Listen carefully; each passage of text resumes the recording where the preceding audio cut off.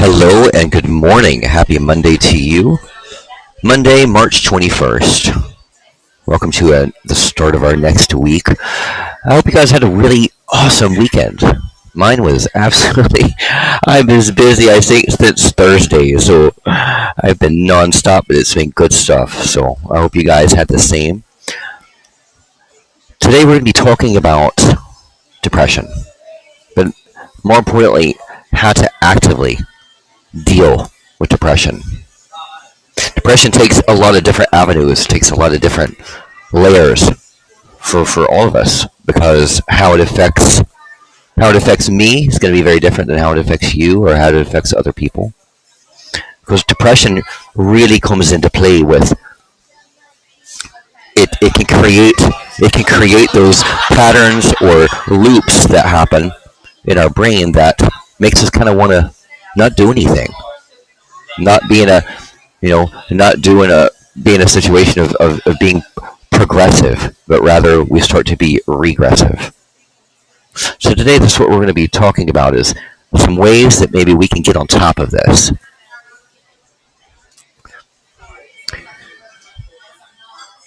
I love this quote, this statement about depression. That depression is a disorder of mood, so mysteriously painful and elusive in the way that it becomes known to the self, to the mediating intellect, as to verge close to being beyond description. It thus remains nearly incomprehensible to those who have not experienced it in its extreme mode. I'm going to share with you a few steps that you can take to actively recognize and deal with your depression. So I hope this show can help, some of you to have just a better formation. I know from my own personal experience that depression can be a major stronghold. Definitely take you in an opposite direction of being able to really say that you're living a healthy life. When you're depressed, it often feels like nothing in the world can make you feel better.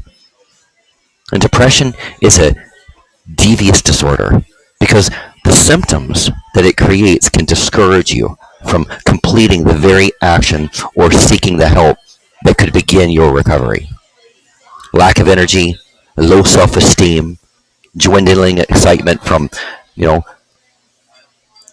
are just a few of the symptoms anyway that make it hard to get out of a depressed state.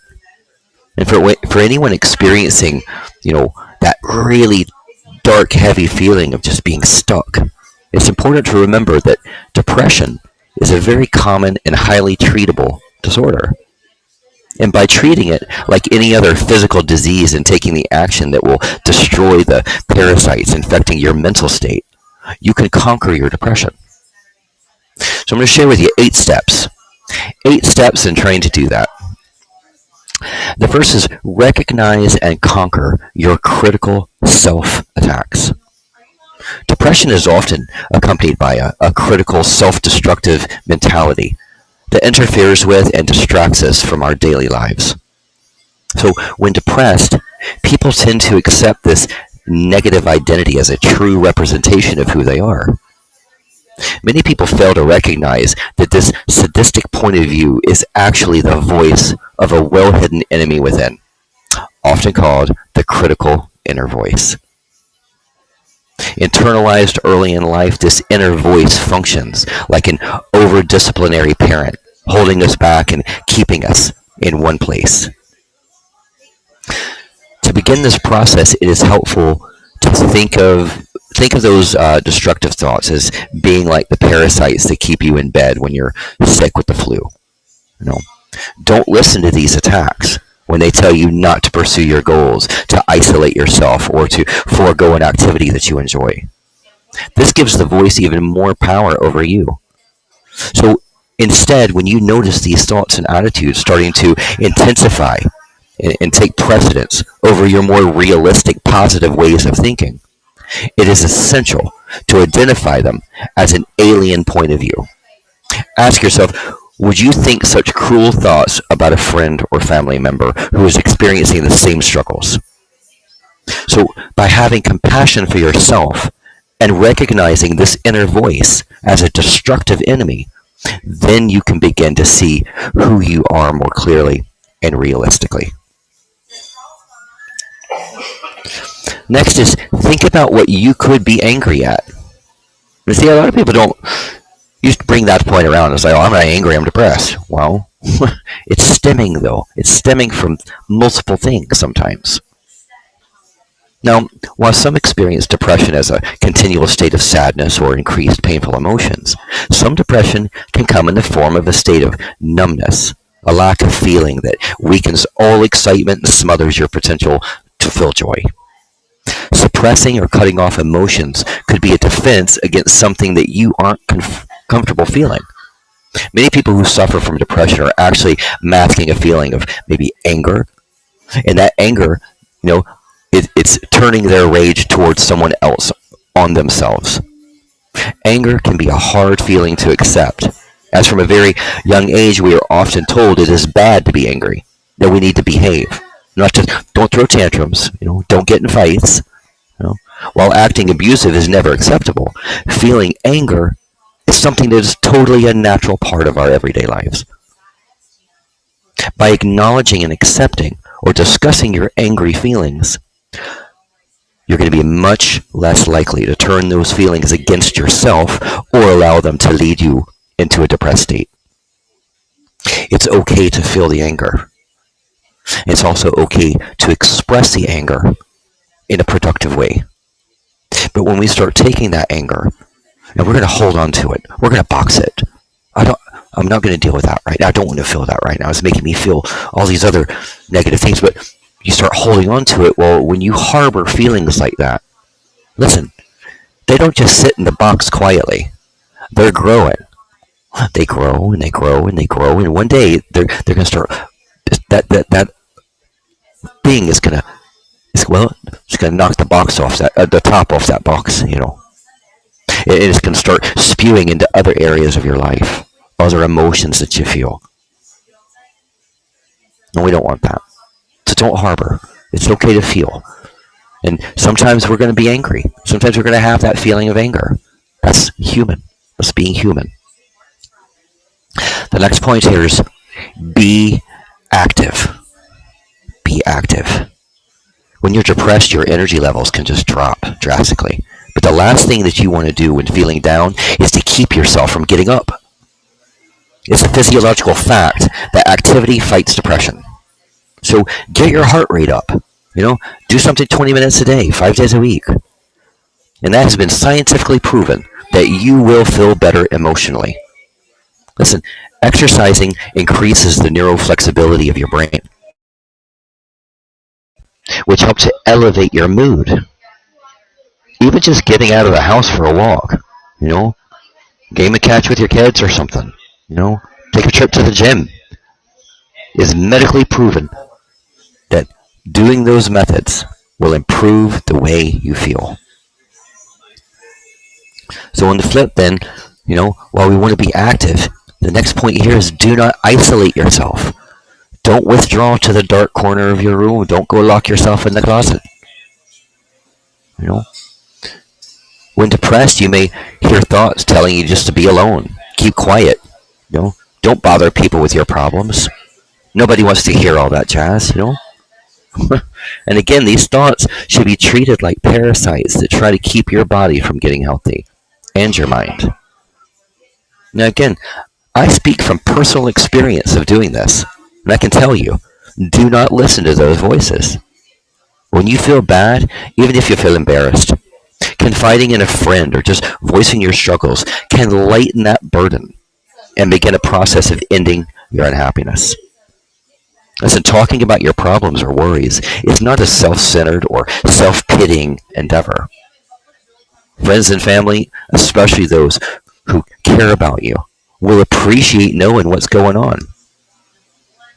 Even the simple act of putting yourself in a social atmosphere can lift your spirits.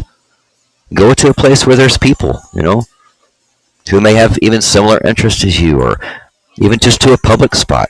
Go to the mall, go to a restaurant, go to the park, where you could enjoy just being around other people. Never allow yourself just to indulge in the thought that you are different from or less than anyone else.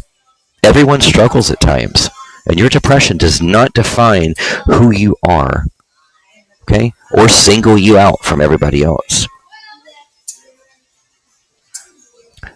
Do things that you once liked to do, even if you don't feel like it. Depression is one of the hardest emotional states to endure because the symptoms themselves can destroy your will and energy to engage in activities that you once loved to do. So giving in to this lethargic state can give your depression even more power. Whereas staying active in your life, pursuing anything and everything that you may find of interest will reignite your spark and keep you on your own side.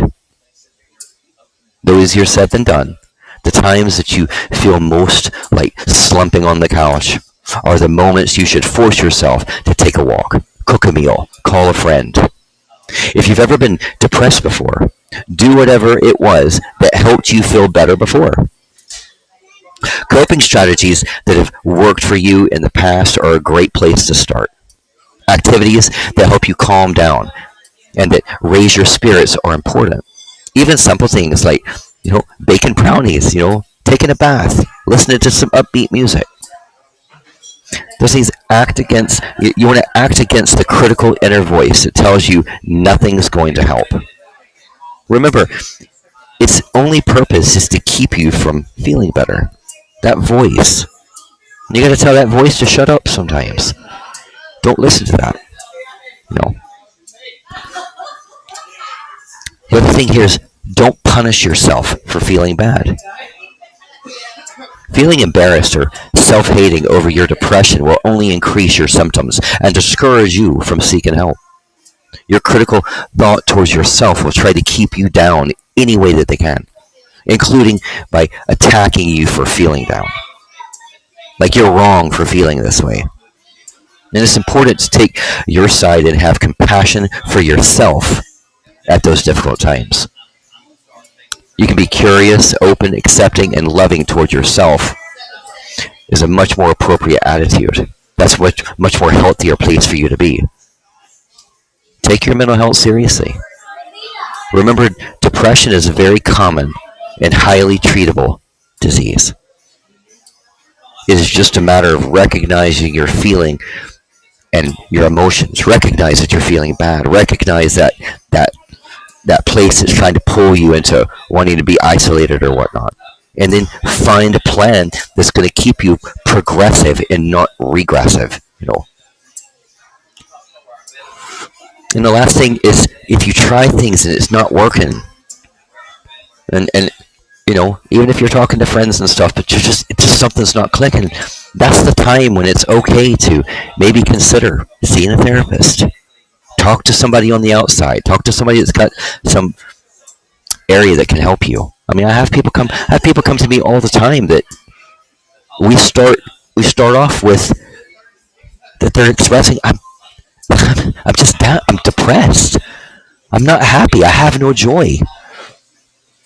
And and starting off, sometimes they can't put their finger on it, and that's okay. So then my process is, what do? Well, we start talking. We start peeling some of these layers. We got to start digging in a little bit. I see Deanna down in the audience. I'm sure she can identify with this, that sometimes when you're dealing with these emotions, well, it's okay. And when somebody's feeling so overwhelmed with that depression, it's very important to understand, okay, well, we're going to take that depression now, and we're going to, let's take that top layer, and let's just kind of take that off, and let's see what that's about. And then we're going to go to the next layer. And as you keep doing this with that depression, guess what? You start feeling lighter and lighter and lighter, until now you're getting somewhere. Now you're starting to feel a little of that weight lifted. You're starting to see some light at the end of that tunnel. Depression is manageable, but you got to understand that it's manageable, and you got to kill those inner voices. You got to make sure that you stay in control. Don't let that inner voice be in control. So we all deserve to be happy. We all deserve to have joy. We all deserve to feel progressive. So maintain that. And think about that. If you are struggling with just, we all are going to have those days where we're just feeling down, or sometimes, we just don't have that energy and momentum. But we also can look back at all the days that we do have that and we hold on to that energy and we claim that. And we know that sometimes those moments of feeling bad, hey, they're temporary. They're temporary. So don't let yourself create a permanent routine to a temporary problem.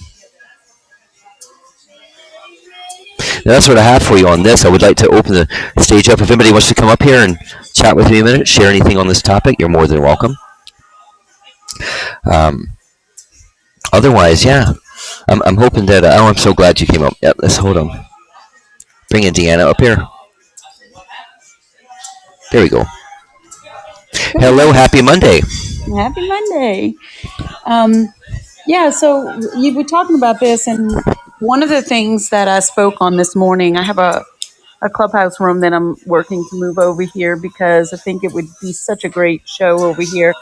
Yeah. But each morning, not each morning, but each Monday morning, I do a little tip on, how to design your life. And this morning we were talking about gratitude, and the thought when you were talking about depression was just about how anxious and grateful just cannot reside at the same time. And although Yeah.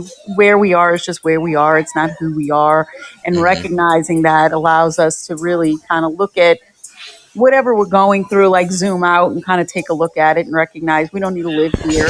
But Right. one of the things that I thought about when you were talking with the tools is being able to take when you zoom out and just find something that you're grateful for. I find two things that help me when I'm dealing with anxiety, depression, Hmm. or an off day. It doesn't matter really.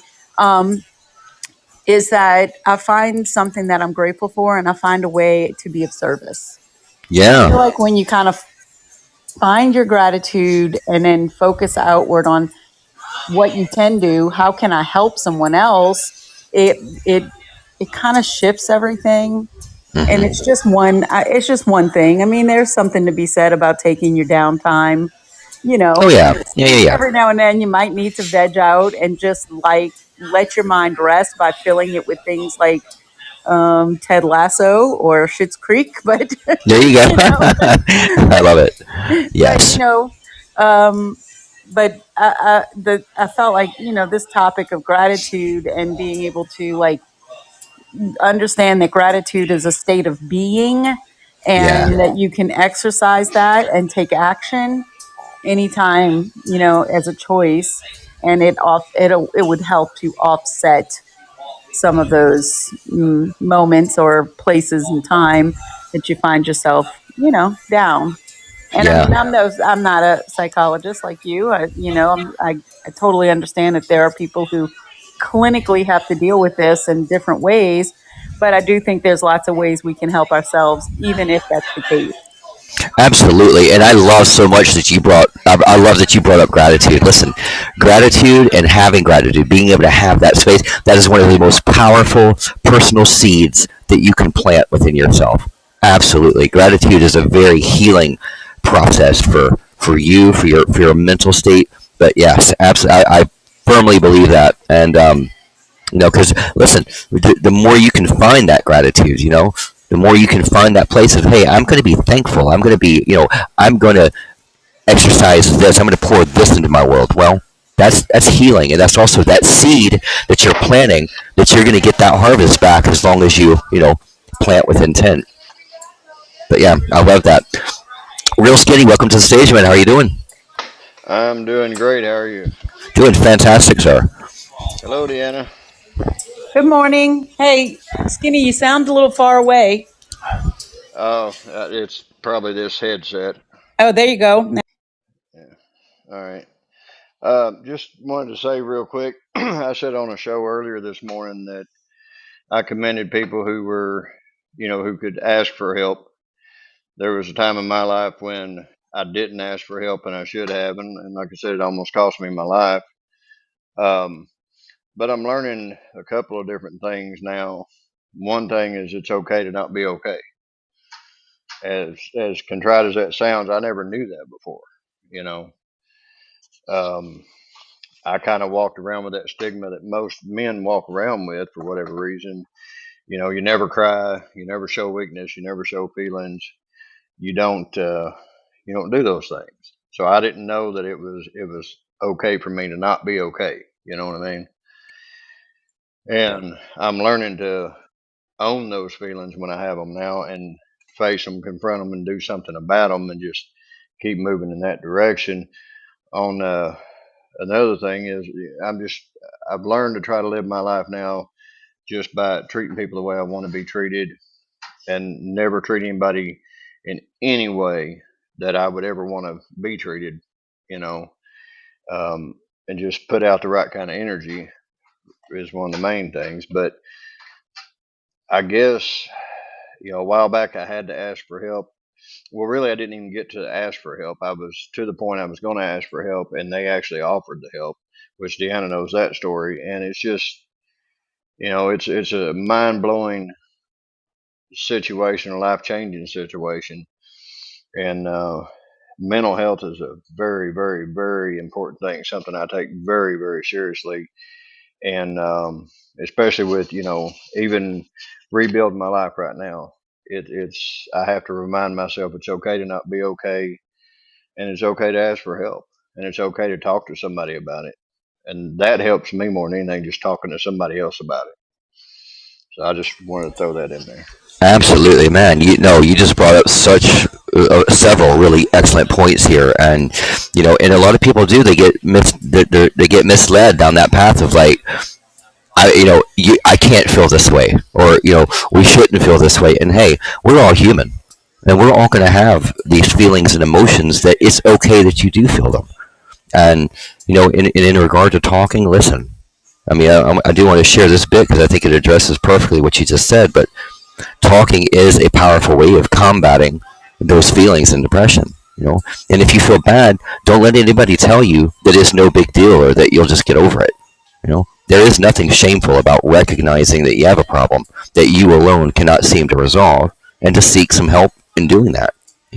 And so by doing that, that helps to alleviate that pressure a little bit, and get you into a better mindset and everything. So absolutely, talking and communicating is huge. Well, I think one of the greatest lessons I've learned in my life to this point is, and it's real simple, just because something isn't that big a deal to somebody else or to you doesn't mean it's not that big a deal to somebody else. And we all handle things differently. We all go through things differently. And what may not be anything to me, it may seem minute or small, because of the stuff I've been through, it doesn't mean it's not catastrophic to the person standing next to me, because maybe they haven't been there. You know, that's a valuable lesson I've had to learn. So, Yeah, I like what Skinny, what you're saying here is that your emotions are valid. And that is true for each and every person. And it's all on a different level. I discovered at some point in time that, I was living in anxiety. And so when somebody asks, do you deal with anxiety? Are you stressed? And I'd be like, no, because that was my normal way of living. That was just normal to me. I didn't even realize it. That's how normal it was. Whereas somebody else could have been in that same situation and not been able to cope. I was forced to cope, and our brains and our bodies, they do the things that they do, and we all handle, internalize, and process everything so differently. And that's the beauty of being able to tell your story, is being able to process it to make it a memory, so that memory is something that is in the past, and we recognize that we're safe right now. And to speak to your situation and some of the things you've gone through, um, saying that you're never going, that you want to treat the golden rule, that you want to treat others as you would expect to be treated, is beautiful. And it's absolutely necessary. It's missing a lot in just society in general. But even bringing that up a level is getting to know people enough to treat them the way they want to be treated. And this is where I feel like sometimes things fail in relationships, especially intimate relationships. If I treat my husband the way I want to be treated, that is not necessarily the way he wants to be treated. I have to take the time to get to know him well enough to understand him. You can go through love languages, you can do it however you want, but to understand him well enough to know that he needs time to process. I can't just bombard him with information right up front. I'm a person who likes to know everything up front. I like to gather all the information. I'm a supporter by nature, so I want to fix and I want to know why and blah blah blah, and that's not necessarily how he processes things. If I don't know that and I try to express love for him in my way, that means I'm not taking the time to know him. And so on the next level, the people that have reached out to you, Skinny, I feel like they saw that. Like, you know what I'm saying? It was so next level that they said, hey, I know him well enough. I have this feeling. I think we can open up and reach out and be of service. Absolutely. And they saw that need and they filled that need. And that's amazing. That's amazing. And I know it feels good, Oh right? yeah, yeah. I mean, it's just one of the coolest things about it is for the first time in my entire life, other than maybe with my mother. I mean, it's so odd, but it's for the first time in my life. I really feel like when these people look at me and say, "Hey, I love you," they mean it. You know what I mean? And that means so much to me because one, for years I would never tell anybody I loved them, and I was kind of taught in a sense that you show it, you don't ever have to say it. And so to be where I'm at now, and every night before they go to bed, hey, bub, we love you. See you in the morning. And I can look at them and say I love them, and I've never been the kind to tell somebody I love them if I don't, and it just feels so good to have that reciprocated and to know that they mean it. And I've no doubt in my mind, I'll never doubt ever that they love me, you know. And they really are family. It's not a friendship. It's family. And like I said, like I told you before, Deanna, that's what I needed and didn't even know I needed it. You know. Right. But they saw it. And Uh, that validation is so incredible. And I think Trinity probably could speak to that on a whole different level, but being seen and feeling valid. I mean, how does that impact depression? That has to have a huge impact, right? Oh man, listen. Yeah, one thing I want to. Yeah, one word that you even mentioned just now. Let me just say this: reciprocation. Okay, when you feel reciprocation on something like on something even just hey, I love you, and it's meant. But when you have that, that's liberating. That's a liberating. It's a feeling of just like that compares to nothing else because you know there's so many people that don't have that. But when you have those people, what you're explaining right there, what you just shared, man, that those people that are like, hey, man, we love you. That's somebody. Hey, man, I've got you. I see you. I'm here for you. I love you. I got you. That's supportive. That's food that we can have, and so many people that there are people that are going through so many different things, and they're surrounded by people that are toxic or people that are making it honestly worse and getting the non reciprocal aspects that really go opposite and can make things so horrible. So when you do have that place where you like, hey, I know I have my people.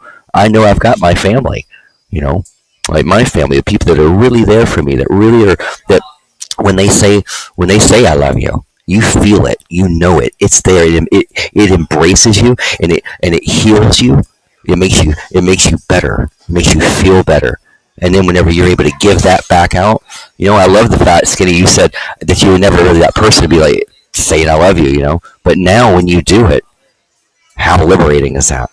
You know? oh yeah. Well, it's hard to get used to having people like that around me and being around people like that because I got so used to this I'm an entertainer by nature, and so I got so used to this cosmetic fake world Yeah. of all these. Yes. How was it? We used to say that. I have very few friends, but I have a lot of acquaintances, and That's I right. do. That is right, man. And now it's just like I feel like every time I walk outside, there's a sniper on the rooftop. That's just going Right. down, and just but it's great, man. I mean, I've got a blessed life, and I've got a far better life than I've ever had in so many ways. I So love that, man. I love that. I want to share something really quick too. Arlene put this in the chat. I just want to share this. I like it. It's upgrade from the golden rule: treat people the way you want to be treated, to the platinum rule: treat people the way they want to be treated. And I love that. Well said, Arlene. It's good stuff, man. No, this is good stuff. This is good stuff. Darlene, did you want to pour anything? I'm sorry, Deanna, did you want to pour anything else into this at the moment? No, the only thing I think I would add is that when you are able to, be seen and feel valid, it changes something inside where you start to be able to now, feel your own value.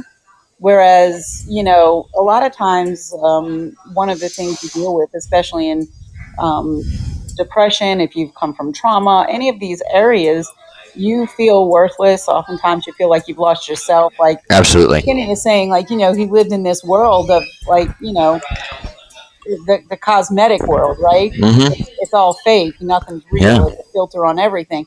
Shallow. I think in those places when you can get back to going, okay, who am I? If somebody Mm-hmm. has validated you and seen you for who you are, it allows you also to be able to then begin that inner work and seeing yourself and seeing your true value. We all have value. We all have Absolutely. something to add. And, it's just so beautiful when that happens organically and you have people in your life that can encourage that.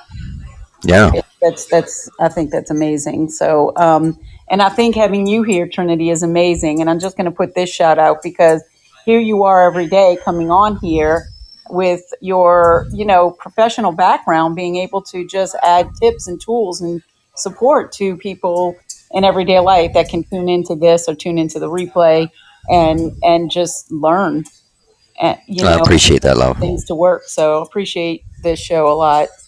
No, And thank you. as often as Thank I you. can get here anyway. No, I appreciate that. I mean, that's really what that was. That was the reasoning behind PsychCandy. That's what it was for. It was like, hey, I want to do something that even if I get on here and give you a 20-minute something for lunchtime, there's just things that can help us to deal with just the daily stuff. I mean, and even if it is that we're dealing with our depression or dealing with coming out of bad relationships or whatever the case may be, that we're able to actually gain some kind of a platform and get some food that we're able to stay on a track of progression. And that's really what my shows are geared for. That's what I'm hoping to do is let's stay moving. Let's stay moving up. We don't want to stay moving down. We want to stay moving up. And I want to be, I'm going to keep going back to this, but I love it. Like, listen, be reciprocal and have people in your life that are reciprocal. If you've got people in your world that are not reciprocating into something of value, then you need to rethink what that is, what that relationship is. There's too many of us that are we're holding on to shallow people, you know, that surface place, just what Skinny was just talking about. And it is in society today, it's gotten so shallow, like so surface oriented, so selfish. And so when we find those gems, when we find those people that are really still have depth, we got depth. There's something. Hey, I can look at my close friends, and guess what? I feed into their life. They feed into my life. You know, just like this. I've got my people. I've got my friends, Skinny. They're not just friends. They're my family. They're family. They are connected into my heart. And I'm connected into theirs. That's power, man. And those are the people I want to embrace. I want to hold on to. Those are the people I want in my world. But we need that reciprocation, and we also need the other point that both of you brought up. But Deanna, you just said it great. But listen, when you're going through stuff, one of the most valuable things is being heard, and we want to be heard, and you need to be heard. And so, especially if you're struggling with the situation of that self worth and that self value, man, when you're in a situation where you're not like you might be pouring your heart out to somebody, and they don't give a shit. They're looking at their watch. Hey, yeah, sorry you're having a bad day, man. Hey, we gotta go though, right? We gotta go do so and so. And then you're left in this mode of like, dude, I just poured my shit out to you, and there's nothing. There's nothing. You can hear the crickets. That's not the type of people that you want to have around you. That's not a setting that you want. Go Right. ahead. Just going to say real quick, this is how far removed we get from knowing ourselves or even realizing what's going on with ourselves. I used to tell people, if you want to know who I am, come to one of my shows and listen to the songs that I put in the show, and it'll give you an idea, because I don't do anything I can't identify with from one part of my life or another. But a really big wake up call for me actually started a couple of years ago, and one of them I've written over probably over 200 songs easily, but one of the songs I wrote was about my dad that raised me, who had passed away. And I thought how that it would be unique to write a song from the perspective of the alcoholic and what he was going through, and how I saw it, what he was going through and what he had told me. And I wrote the song. I'd sang the song for a couple of years before I finally realized I'm an alcoholic. You know, I didn't even, because I was like, I can put it down anytime I want to, whatever. That was never the issue. But when I would pick it back up, I would go on these binges, and just everything spin out of control. And I realized I'm a friggin' alcoholic.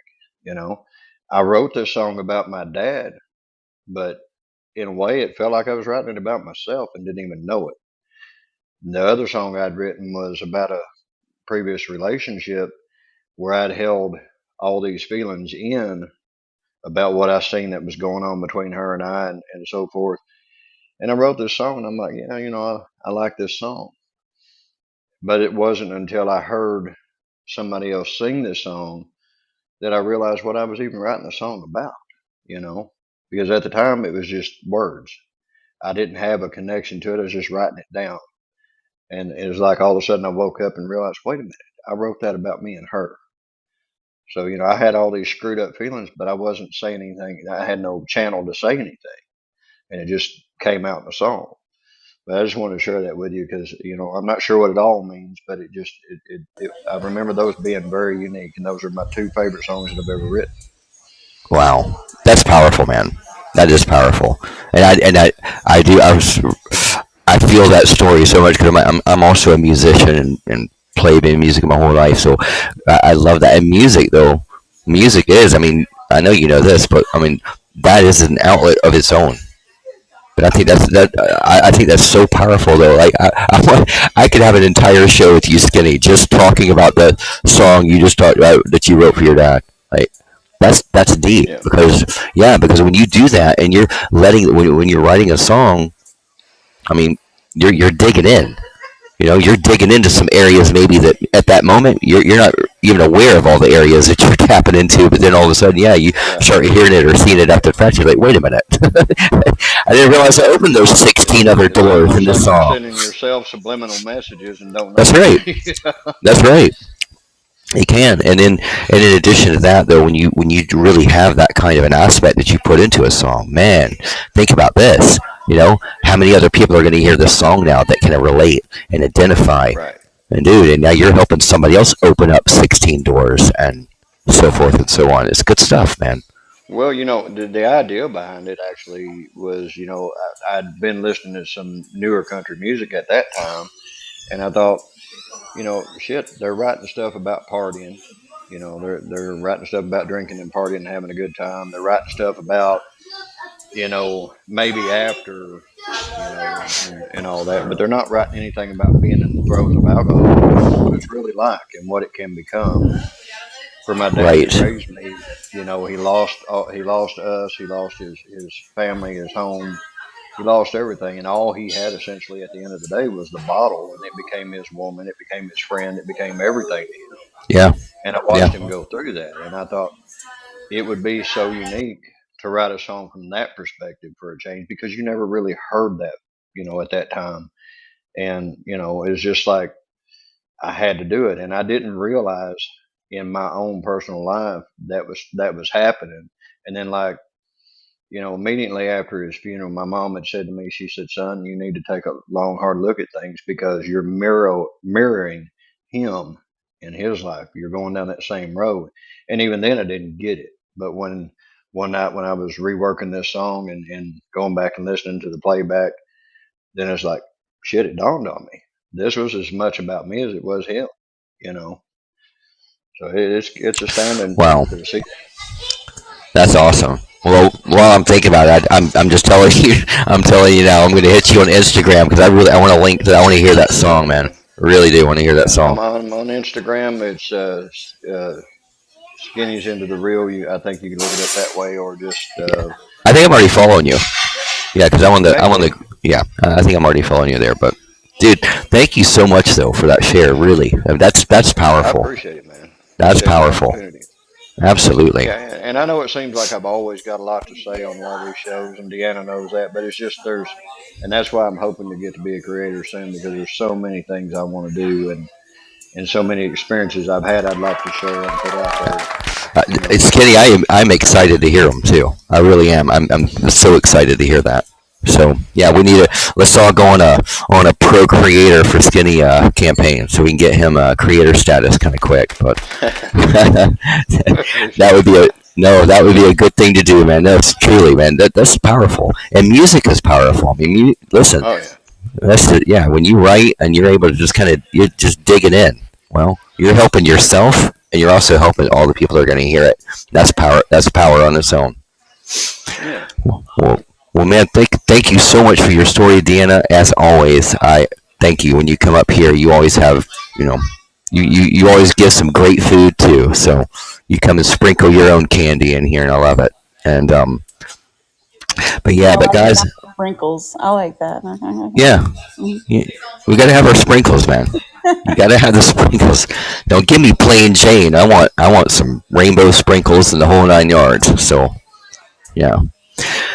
Well, guys, I hope you were able to pull something really good from this. I was. I thoroughly enjoyed this show, and but yeah, the replays are on. Please share.